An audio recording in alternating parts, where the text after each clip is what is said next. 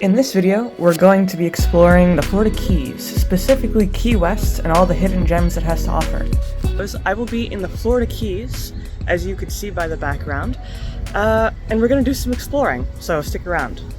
One of the first destinations I had to visit when I was in Key West was, of course, the Southernmost Point. The Southernmost Point, as you can expect from the name, is indeed the southernmost point of the United States. It is also as close to Cuba you can be while still on the mainland.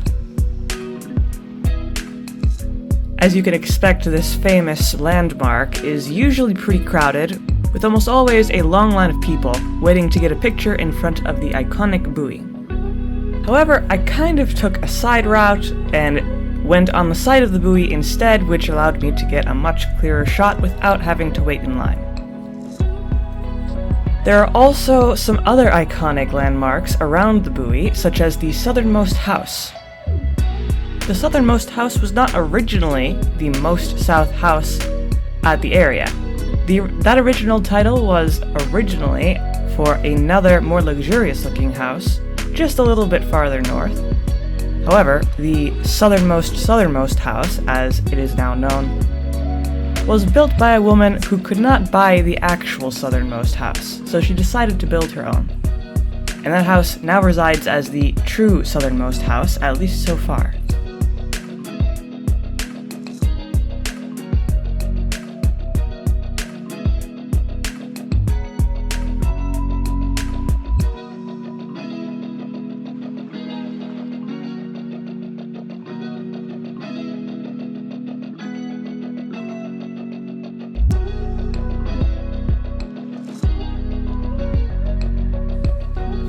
While this isn't one particular landmark or hidden gem, there are a variety of candy shops, pastry shops, key lime pie shops, and other restaurants and other places that sell delicious food, some of which I just had to go out inside and see what they had to offer. Many of them have just about every type of candy you could imagine, and some of them also offer extremely delicious caramel apples. In terms of key lime pie shops, there are several. One is in fact the original key lime pie shop, which was founded in the mid-1800s, and you could still visit that place and get some key lime pie today. Now, we can't forget Jimmy Buffett, the sort of patron saint of Key West and just the Florida Keys in general. There is the original Margaritaville establishment, which anyone can visit today. And there's also the actual studio that Jimmy Buffett used on Key West, which you could still visit, and it is quite covered in a lot of stickers. Now, if you're thinking about going to Key West, it's important to consider that you're most likely going to be doing a whole lot of walking.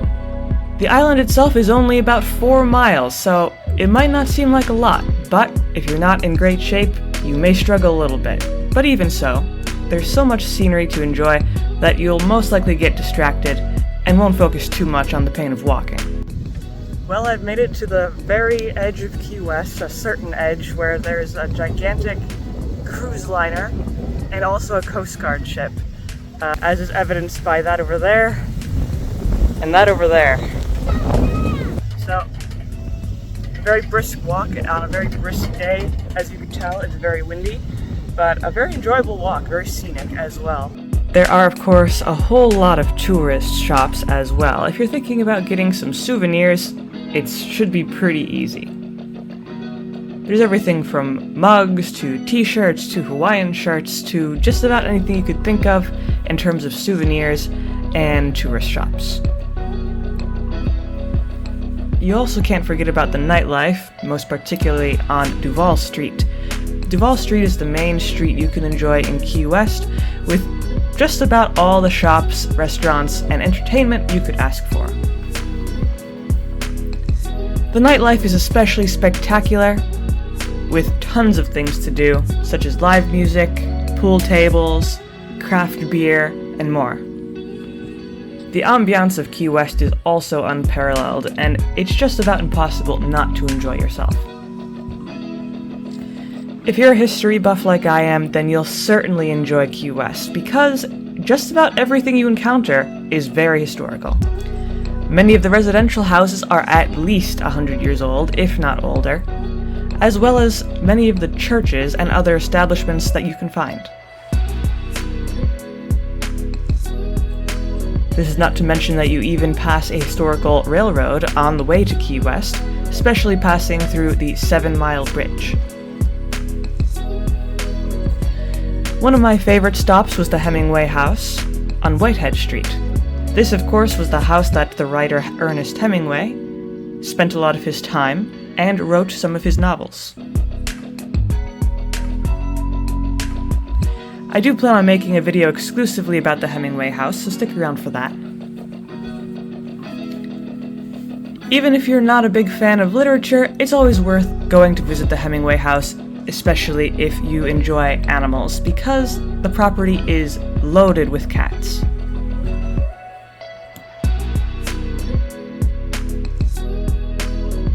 And of course, you can't forget about one of the main attractions of Key West, which is the sunset celebration in Mallory Square. Mallory Square is a very scenic spot that overlooks the ocean. It is also a spot where many cruise ships come in to dock.